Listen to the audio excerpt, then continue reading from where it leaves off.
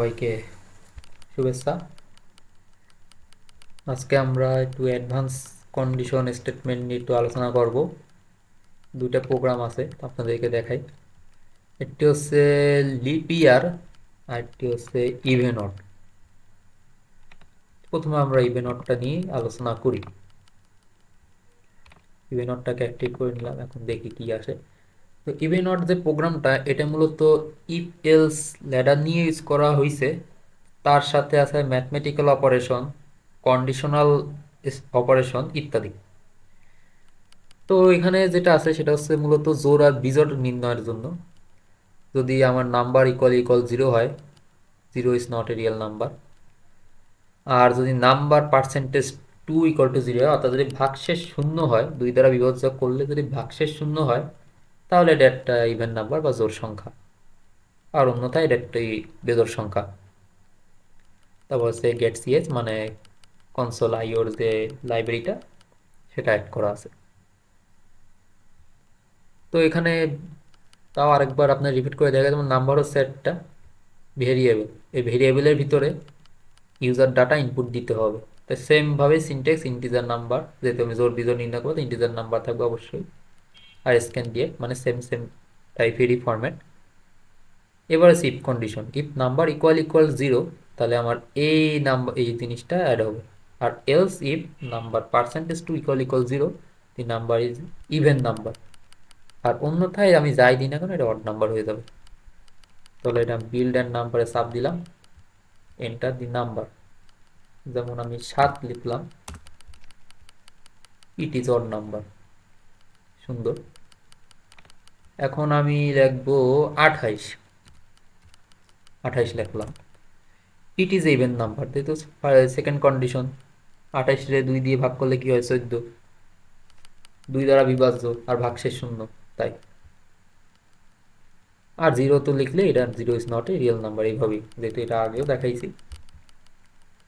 তো এইরকম কমপ্লেক্স, এটাকে কমপ্লেক্সই বলবো, কারণ এর ভিতরে আমরা কন্ডিশনাল স্টেটমেন্ট দেখতে পাচ্ছি, ইফ এলস এর যে এই ল্যাডার সেটাও দেখতে পাচ্ছি, অ্যারিথমেটিক অপারেশনও আমরা দেখতে পাচ্ছি, ডিসিশন মেকিং এরও টার্ম দেখতে পেলাম, আবার স্ক্যানের পর আছে, প্রিন্টের পর আছে।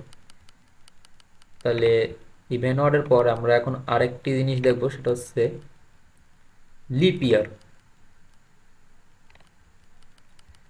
লিপ ইয়ারটা কিভাবে করা যায়, তো সেই একই পদ্ধতি অনুযায়ী, যেমন studio is initial main, initial year, ইয়ারটাও আমরা সেই একইভাবে আমরা সেম, প্রথমে প্রিন্ট এফ তারপরে স্ক্যানে, এভাবে আমরা ইউজারের থেকে ডাটা নিয়েছি।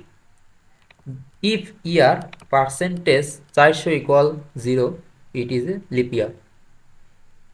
If year percentage 100 equal equal zero, it is not a leap ইয়ার।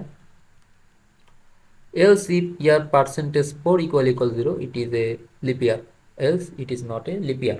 তো এখানেও এরকম ভাগশেষের কন্ডিশন গুলাই রয়েছে। আর এখানে সব দেখা যাচ্ছে 400 দ্বারা বিভাজ্য হলে সেটা একটা লিপ ইয়ার, আবার যদি 100 দ্বারা বিভাজ্য হয় তাহলে এটা লিপ ইয়ার না। যদি 4 দ্বারা বিভাজ্য হয় তাহলে সেটা লিপ ইয়ার, আর এলস যাই আসুক না কেন এটা লিপ ইয়ার নয়। তো আপনাদেরকে দেখালাম, প্রথমে দেখালাম জোর বিজোড় ভাবে নির্ণয় করার পর এখন লিপ ইয়ারটাও ঠিক সেম পদ্ধতিতে নির্ণয় করা যায়। যেমন এখন সাল হচ্ছে 2024, ইট ইজ এ লিপ ইয়ার। আপনারা মনে করেন একটা সাল দিতে পারেন, যদি দেখি 1971 সাল দিই কি আসে দেখি, this is not a leap ইয়ার। এইভাবে এই কন্ডিশনাল স্টেটমেন্টটা কাজ করে। প্রথম কন্ডিশনাল স্টেটমেন্টের যে প্রোগ্রামগুলো, ওগুলো বুঝলে এটা অবশ্যই বুঝবেন। এখানে আমরা এখন যেগুলো যাচ্ছি, আমরা আস্তে আস্তে প্রায়োগিক দিকে যাচ্ছি। যেমন এই যে প্রোগ্রামগুলো, এগুলো পূর্বেই ক্লাসে আমরা বুঝিয়ে দিয়েছি, এই সিনট্যাক্স আগের সাথে হুবহু মিল আছে।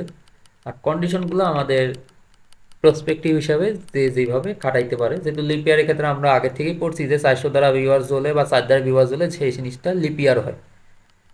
যেহেতু প্রোগ্রামে যদি কোনো ফল্ট টল থাকে, কারণ আমরা 100 দ্বারা বিভাজ্য করেও এটা নট লিপিয়ার নামে একটি কন্ডিশন দ্বারা করাতে পারে। আর এলস কন্ডিশন তো আছেই। এখানে যেটা আছে সেটা হচ্ছে এলস ইফ ল্যাডার আকারে হয়েছে, যেমন ইফ আছে, else if, else if else. এর কয়েকটা প্রোগ্রামে ছিল ইফ ইফ ইফ, তারপরে ছিল ইফ এলস, এইভাবে। তো আমরা এরকম দুটি কমপ্লেক্স প্রোগ্রাম নিয়ে আলোচনা করলাম। এবার আমরা লুপিং রিলেটেড প্রোগ্রাম নিয়ে আমরা আলোচনা করব। তো নেক্সট ক্লাসে আমরা লুপিং নিয়ে আলোচনা করব, এবার আমরা ফাংশন প্রোগ্রাম নিয়ে আলোচনা করব। তো সবাইকে ধন্যবাদ আমার এই ভিডিওটি শেষ পর্যন্ত দেখার জন্য।